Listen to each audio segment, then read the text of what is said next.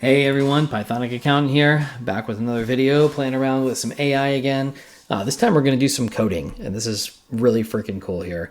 If you haven't heard of this already, you got to check it out. This is called ChatGPT, and again, this is kind of the latest and greatest, most recent release from OpenAI. You can get access to it for free by signing up for an account. Definitely encourage you to play around with it. So what I'm going to show today is some really simple examples of how you can actually ask ChatGPT to write code for you. And this is amazing. So let's just ask it, write Python code that gives me a function to return the first 15 prime numbers. Like, is that useful in accounting? I don't think so, but it's still pretty cool. So this is going to give us, oh no, that's not what I want. That's hilarious.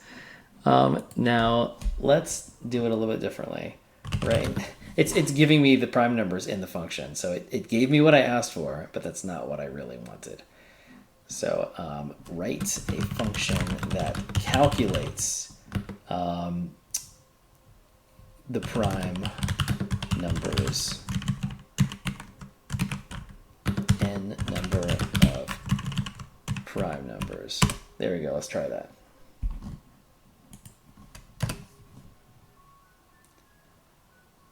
Yeah, now we're talking. Okay.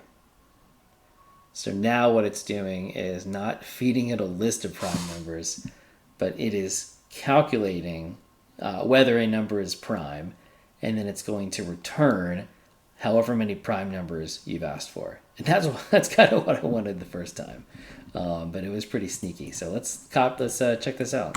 So there's our first n primes, and so let's do first n primes. Let's get the first 20 prime numbers and see what it does. Boom, pretty sweet. All right, we'll do one more example and then move on to the next video. So write Python code that creates a pandas data frame with a random set of numbers with 50 rows and 3 columns.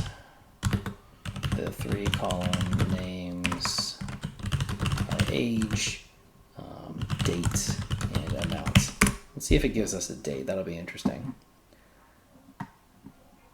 So this would be kind of fun. It's doing, okay, importing pandas, importing NumPy, using the random function within NumPy. Oh, wow.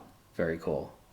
So it's not giving us an actual date, but it's doing exactly what I asked for. It's giving us random numbers.